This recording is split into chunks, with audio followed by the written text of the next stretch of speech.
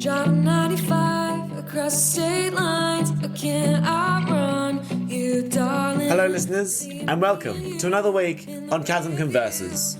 This week, I have indie pop rock artist EDIE joining me from Perth. We talk about her newest single, Villian, inspired by the horror genre, and that you're listening to right now, so do add it to your listen list. We explore her influences behind it, as well as the idea behind her enticing and menacing music video. We chat about various horror films, and she tells me about meeting Sam and Dean from Supernatural. There's a vampire slaying kit, talks of the occult, and she shares where she would love to tour and perform in future. So join us, and let's get conversing. Chasm Converses. EDIE, welcome to Chasm Converses. Thank you. Thanks so much for having me. Now, you are in Perth right now, is that right? That is correct, yes. Hell yeah. I've had quite a few guests as of late from Perth. It's really cool to see like a lot of music coming out of Perth, especially from like female artists as well, which is like incredible. Do you love living over there? I do. I love living here. I did have a trip to Melbourne recently, and that was pretty cool. And I was like, oh, I'm getting a travel bug. But no, Perth feels very home. And I feel like there's a really great music scene here. And everyone's very supportive. And yeah, like you said, there's a lot of female artists coming out right now, and it's really cool to see. Yeah, no, it's really cool, and they're coming up with a lot of like really good music too, from like a lot of the pop genre, but also from like the indie genre as well. And it's just like, yeah, it's so cool to see. You said you went to Melbourne recently. That must have been fun. Where did you go over there? It was actually okay. This is a bit embarrassing to. That's okay. So I went over specifically for a convention, and it was for do you know the show Supernatural? Oh, yes, I do. Right. I saw your profile as well. That was one of my questions, because I was like, wait a minute, that's insane. No way did she just meet Sam and Dean Winchester. Yes, that's it. So that was the reason I went over. And I'd do it again. It was so good. It was very incredible. Fun. How was obviously like, did they do like a signing or just like a guest appearance, that sort of thing? Like you had to sort of line up to go see them? Like, was that sort of where it was at? Yeah, you bought tickets, and each one depended on like, I don't know what you got. And we just got a photo basically. I was freaking out, but yeah, they were real. Wow. It was very weird. But they were really lovely, and yeah, they just did kind of like a panel after Q&A. Sweet. Yeah, it was very fun.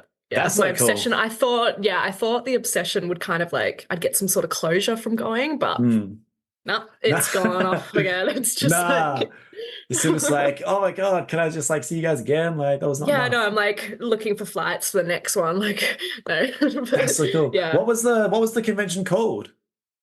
It was called All Hell Breaks Loose. Right, sick. That's awesome. It was the 12th one, I think. Like right, okay. God, and it's just like specifically Supernatural. Right. As in like Supernatural, as in the like the elements of Supernatural, like sort of like the oh, come on, Caden, what's the word? Like the just like the essence or the elements of supernaturalism itself, or as in like just for the TV show? Like just the TV show. Really? So it was just no way. So they had all these other guest appearances, like other characters came into their own panels, and you could also meet them, but I couldn't afford that. Yeah. So yeah, I just got my Dean and Sam.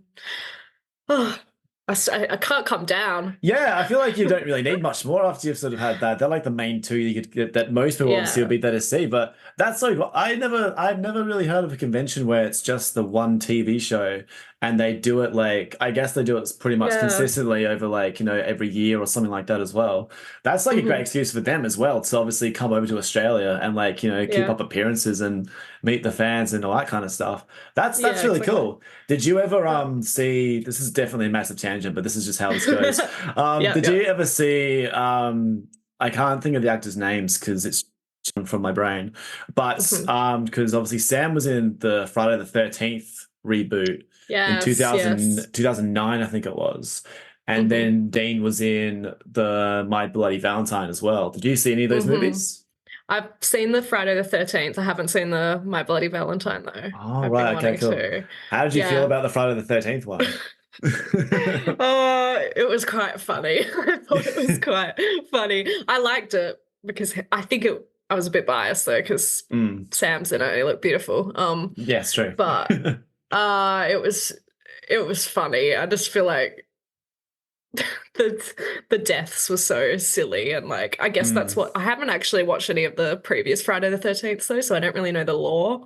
Yeah, so I feel true. like I feel like I went in going, what the hell is this? It's just silly, but I don't know. What did you think about it? I didn't mind it. That was also the first one that I saw too. So like I say like I've started to make it a thing of being like it's like a rookie mistake to watch the remastered versions before you watch the original versions of things, because like obviously then you watch the first one and I was like, oh, the first one's actually really good. I mean, I won't say much because obviously you haven't seen it, so I'll leave it at that. Yeah. But like it's weird when you have that sort of a thought, because when it comes to horror movies, if you watch the originals first, they're just so good, and the time period of where they are and the effects and stuff, it doesn't really matter. The stories are just really, really good. And then you watch the remaster, like the remakes, and then you kind of see where they've sort of just gone a bit astray from what like the originals had. It's kind of like, no, we'll make the kills just more just insane and just like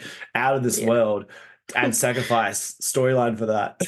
Yeah, definitely. Yeah, because like I enjoyed it, but I also like the whole he just came back at the end and I was like, I'm so confused, and I think I need to watch the originals to actually appreciate it. Because I can tell, because it's got really bad reviews, that new one, but I didn't mind it, but I feel like I would be able to understand why people hate it if I watched the originals. I saw it before, like I even knew how to look for reviews. So like I just True. back in the day when like cool. Yeah, like when you used to like watch movies and you just like watch it and it was just your own opinion of whether it was good or whether it was bad. There wasn't like Rotten Tomatoes that you would just go to see like the tomato meter and see how well it did in their opinion. You're like, oh, that's a good movie. Like it's so weird. Like even, you watch movies these days and be like, yeah, that's I thought it was pretty good. You'll check like the tomato meter, it's like a 27%. It's like, oh, what the fuck, man? I thought that was pretty good. Damn. Yeah, I know. And then I question my own opinion. I just like psychology about movies and like, maybe I should make my own. But yeah, no, it was cool. I didn't mind it. I saw that around the same time as I saw Freddy versus Jason, because it was 2 for 1 at Blockbuster. So I got like those two, and I was only just because I'd watched all the previous Nightmare on Elm Streets, the original ones obviously, and they were killer. And then obviously I had to delve into Jason, and then when it got to like those two movies, like Freddy vs. Jason is amazing and hilarious at the same time. Cool. But if you've never seen that, I definitely prescribe seeing that. Yeah, okay, I will see that. Yeah. I miss Blockbuster. That was like, I wish I could go back.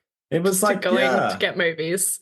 Exactly. It was literally how we like discovered everything from back in the day. Like it's just like, you got your like 8 weeklies for $5 or something, and then like and then you get to buy a game. That's like I'm not much of a gamer, but like I really dislike how you can't just buy a game for a night and try it out and see if you like it before you have to buy it. And it's like, because there's so many games these days, especially where it's like the patches are weird and all that kind of stuff, and you buy it for like $100 and then like it's not even any good. And you're like, oh, yeah, you're like, cool. Yeah, this sucks, man. Like, and you gotta like wait about an hour and a half for it to install on your Xbox, considering you have the space for it. But yeah, it's absolutely so much crazy. Fun. Yeah, I know, right? But back in the Blockbuster days, that was some good shit. But I'd love to like dive into yourself, as in, because I mean you might have like the enjoyment of watching horror as well. I think you might after I saw your new single Villain, because I saw that video clip and I was like, oh yeah, that's sick. I love that. Well done. Thank you. Yeah, I think we'll go back to like how you sort of started music in a little bit, but I'd love to ask you first thing, as we're already on the subject, about Villain. Like, what was sort of the idea going into doing that song? Was it always sort of like is it based sort of like off like a horror sort of idea, or is it just sort of like something that you sort of wanted to experiment with in that kind of genre?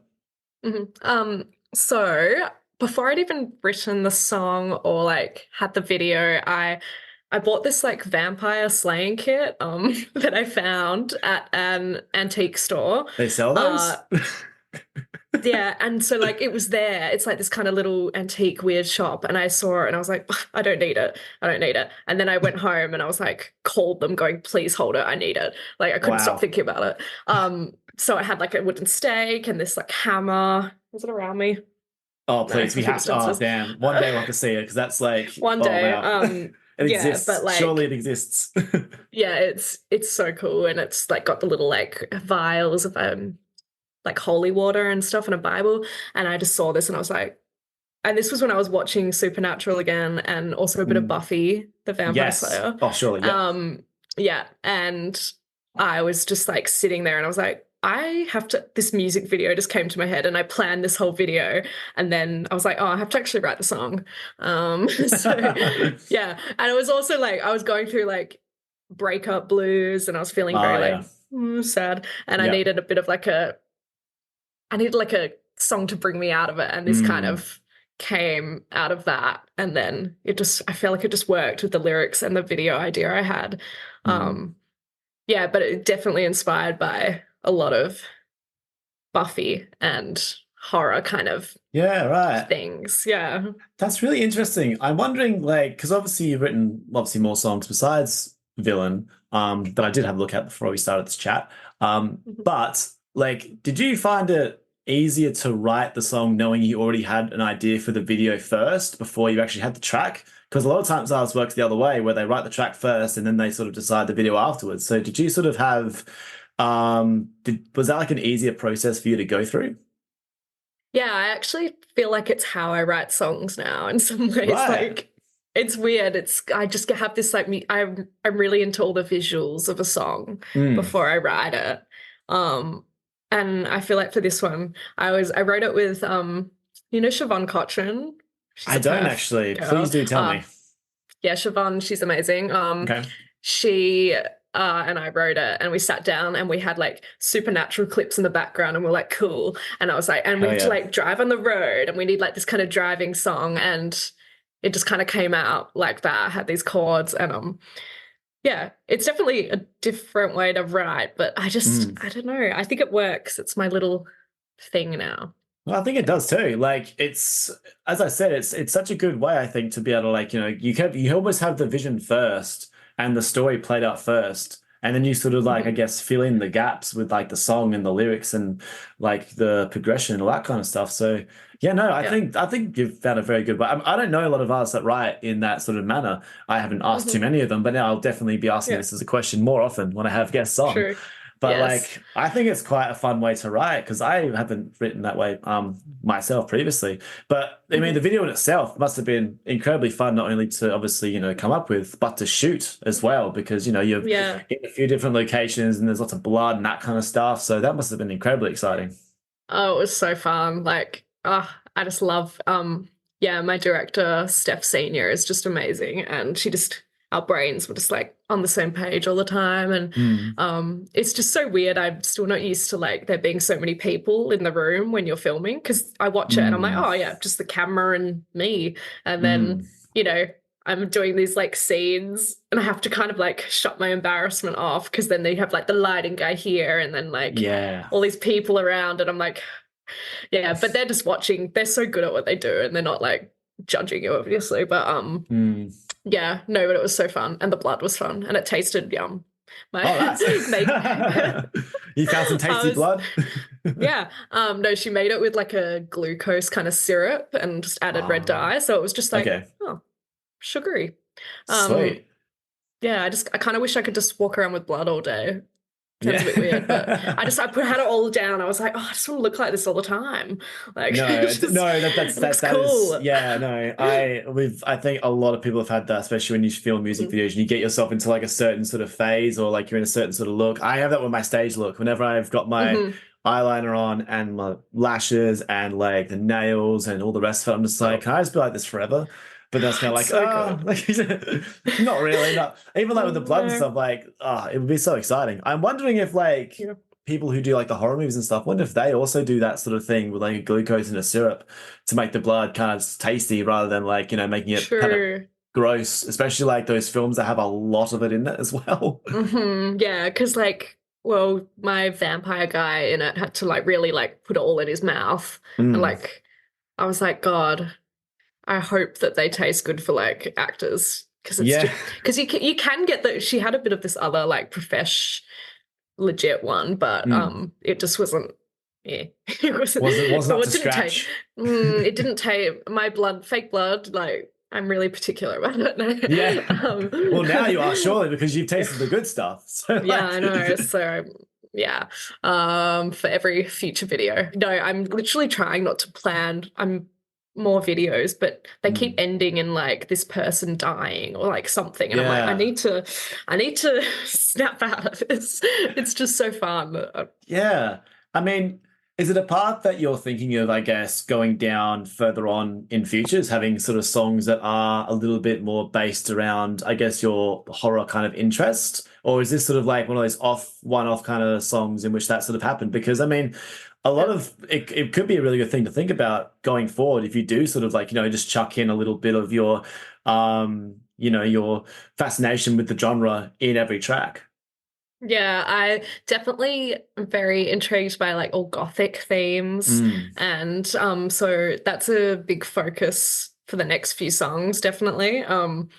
So it's not just like a one-time thing. I've got Yeah. a few plans to, I don't know, pursue those little horror kind of themes and gothic themes more. But yeah, it's just a big, I don't know, I'm just so fascinated by spooky stuff and Yeah, right. scary stuff. Like the And occult and that sort of stuff, yeah? Yeah, so it's Sick. like I feel like I can't not somehow bring it into my music because it's just, I don't know, it's all I think about. No, not all Yeah. I think about. Surely not. It would find its way in there eventually. Yeah. No, Sam and Dean Winchester, then the occult. And then yeah, that's what I think about. Yeah, but definitely gonna be more gothic in the future.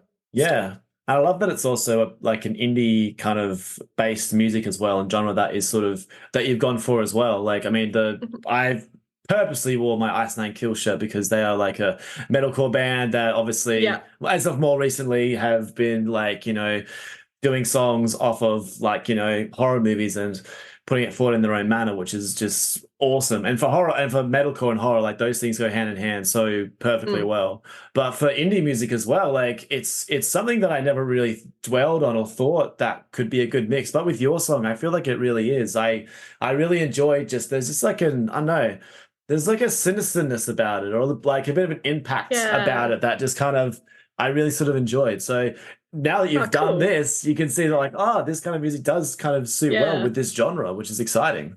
Yeah, thank you. Yeah. I think it's like it like weirdly like doesn't match, but then also does. Like I don't know how to explain it, but it's right, like you said, it's that kind of sinister. I don't know. I come across as this cute little la la la, but then you watch my video and you're like, oh. Yeah, exactly. I've been getting a lot of random like things, lots of interviews at the moment, just going like, really? So like, yeah, just like, they're a little bit terrified of me. I'm like, no, I'm fine. I'm just, it's just a joke, right? No. I also like recently got some merch done and You did, yes. I love your shirt. It's awesome. Yeah, that's it's brilliant. very like horror inspired again. It looks like a classic horror movie poster from like back in the day. Yeah, that's what I wanted. Exactly. No, it's awesome. Whoever's listening to this, buy the shirt, please.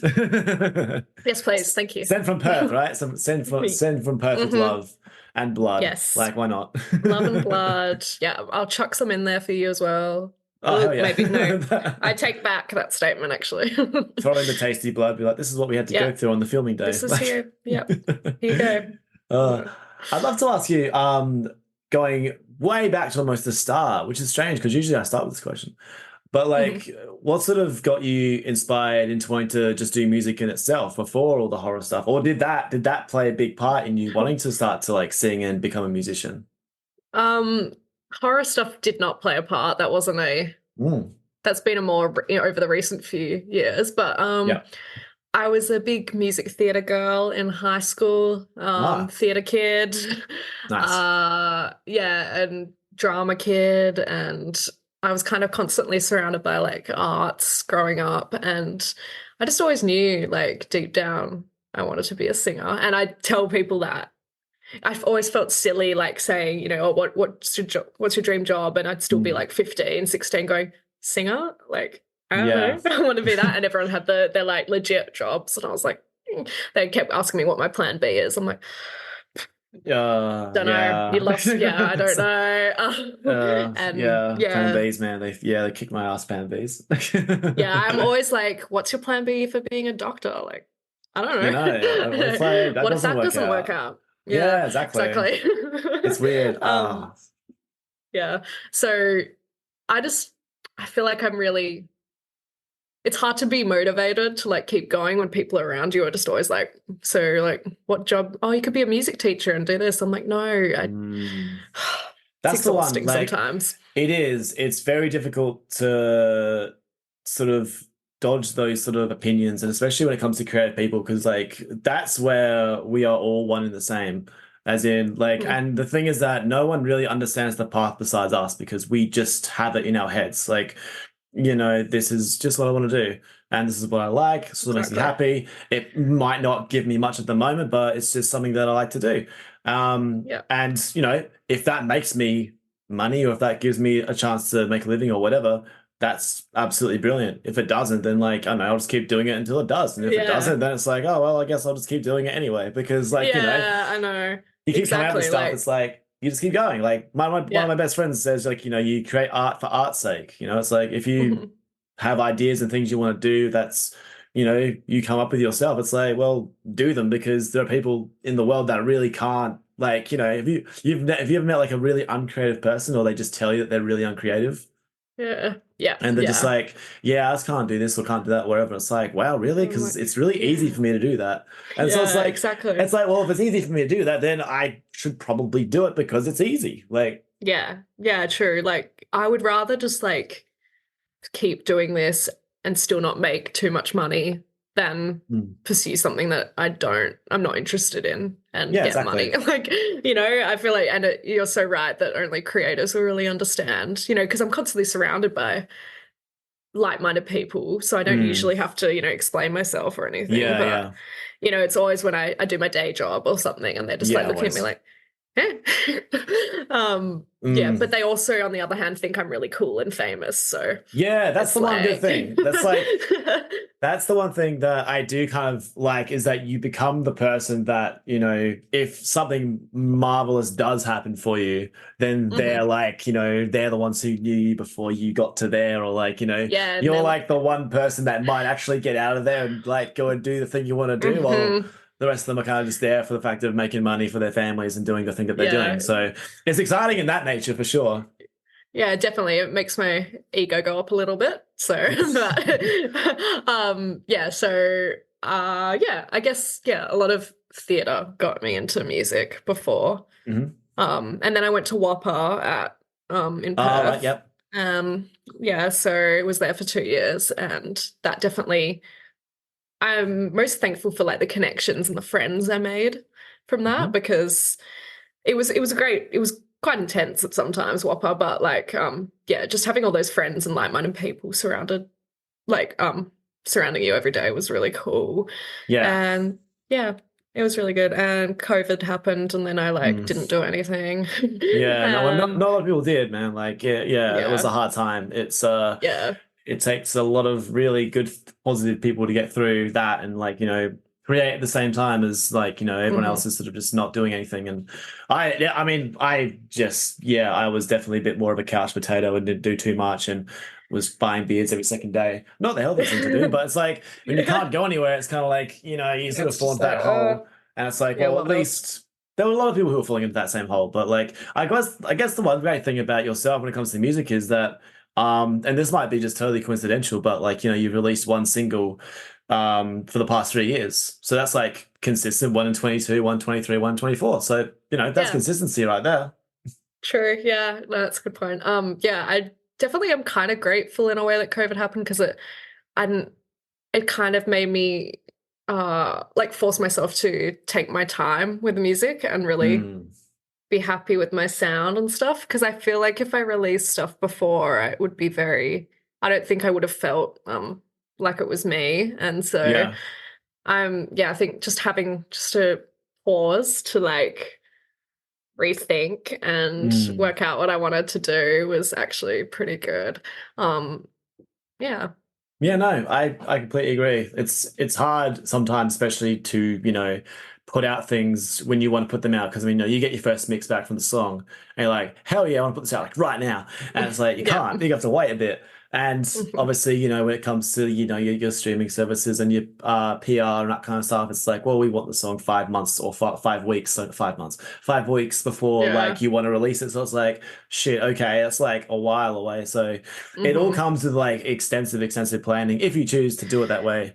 Yeah. Hell, I know people who just put songs out the day they finish them. And it's like, right, Okay, I know cool. it's insane. It's like, wait, there's no PR, there's no like teasing. There's just like, here's the song Yeah. right now. It's like, oh shit, man, is that a good idea? It's like, and some of them do Yeah. quite well. Some of them obviously didn't do Yeah, quite that's well. But true. like I appreciated it in that manner. I'm like, appreciate the fact you just want to get it out straight away and there you go. And there's so many Yeah, people that's that, true. they do so much to like, bank the single up and they do the videos and that kind of stuff. But I mean, most of the time it's because, I love music videos and a lot of people still do love music videos and you can put a Hmm. name to a face when you do a music video, someone can Hmm. search your music up and be like, oh, cool, who's this artist? And especially if you don't have like a massively big live presence as well, like my band doesn't have a massive live presence unless I'm Hmm. in the country. But like if you don't, that's when you can be like, oh well, this is a song I have. They played it, it's a video, and you can instantly see that person singing that song to you, and it's like, oh cool, that's like where you can sort of Yeah. make the connection if you can't really do it in a live sense. Do you like Yeah. play a lot of music live yourself?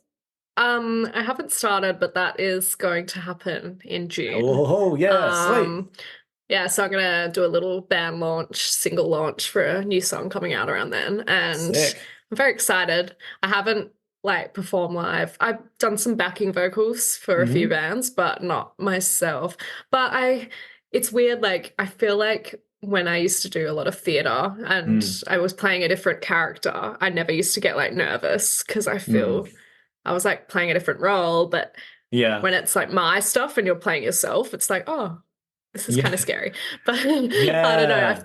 yeah. I feel like I have to I kind of wrote a few things down about Mhm. like a persona I want to take on, or just like Right.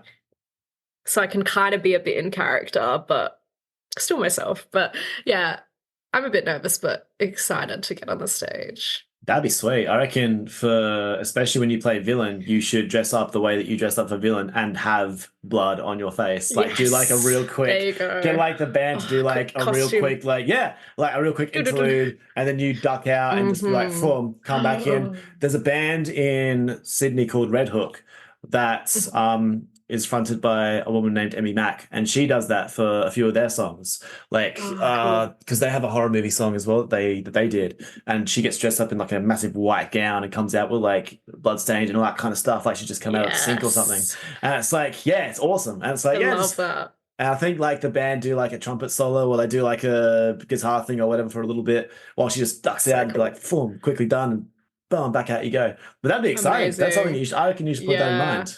I've been considering doing a few little things, kind of making it more of like a show because I am a theatre kid. So Yes, of course. like I have thought about having like a backup dance, like dances, and yeah, costume change because I want to be extra if I want to go all out.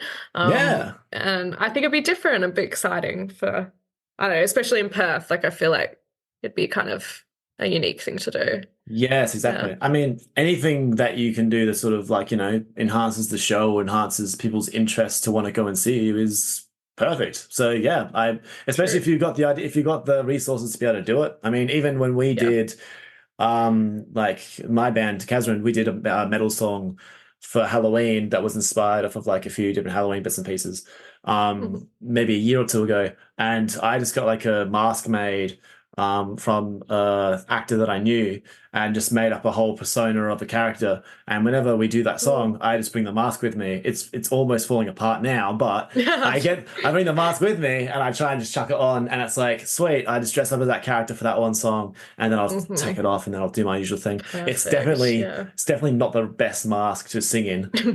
But if I get another one done, then I'll have to make a few little altercations because the hole's like this big and it goes to like here.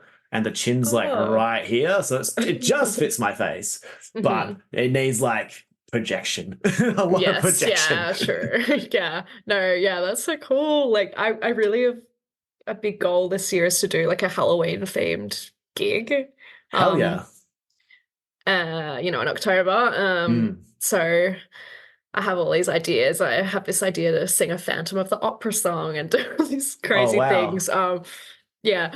Might be a bit extra, but I don't know, it's fun. So. No, that sounds very, very exciting. Hell, you could even write your own Halloween song. I mean, you've got enough like, sort of occult ideas and vampire. You've got the Vampire Slayer cake with you, so you could bring that to the show and just like, just prepare yourself in case a vampire shows up. Exactly. Everyone's laughing at me now, but when the vampires come, I'll be safe. Exactly.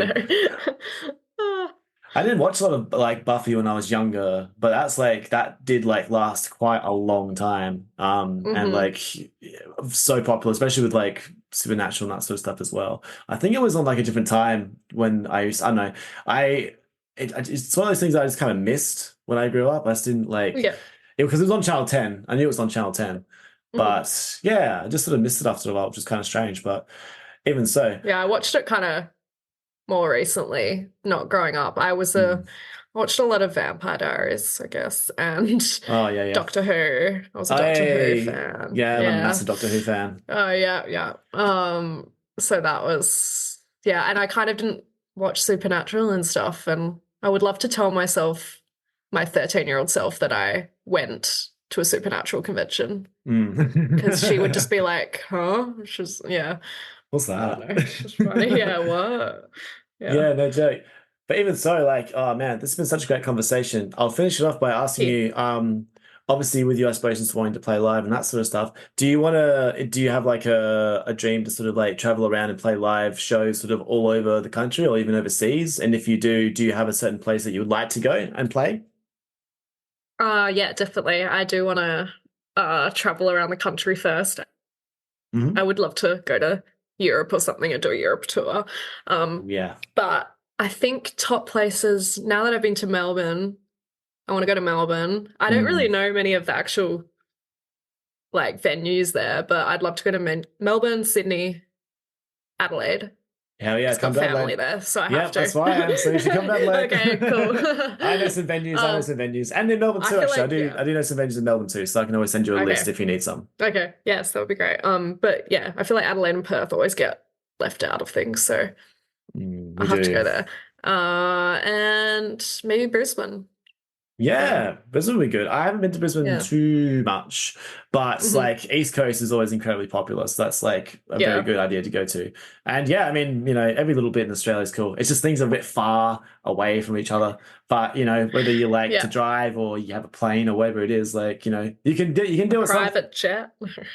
A private? No, I'm not that rich. Yes, you can get to Perth to like Brisbane in under like 2 hours. That'd be amazing. So good. I know, that's the only and I get a bit motion sick, so I never look forward to flying, but I have my like strong medicine and just knock myself out just conk you up for a while. But I'm always just so drowsy, so I try and avoid it. But yeah, I've definitely got this travel bug now, and I didn't have it before, and it's just started this year, so I really want to and to travel and also to do music at the same time would be really cool. Well, this has been such an amazing conversation, Edie. I really do appreciate you joining me and being here. To my listeners, please do listen to her brand new song, Villain, and also watch the video because it's awesome and plenty of horror, cool little elements in there as well. And I do wish you all the best in the rest of your releases for the year, and I'm sure I'll catch you around at some point. Cool, thank you so much. Thanks for having me.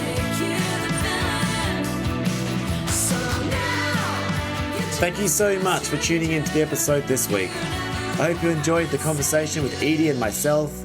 Go check out her newest single, Villain, and watch the music video on YouTube and give her a follow on the socials. Keep up to date with everything that she has got going on.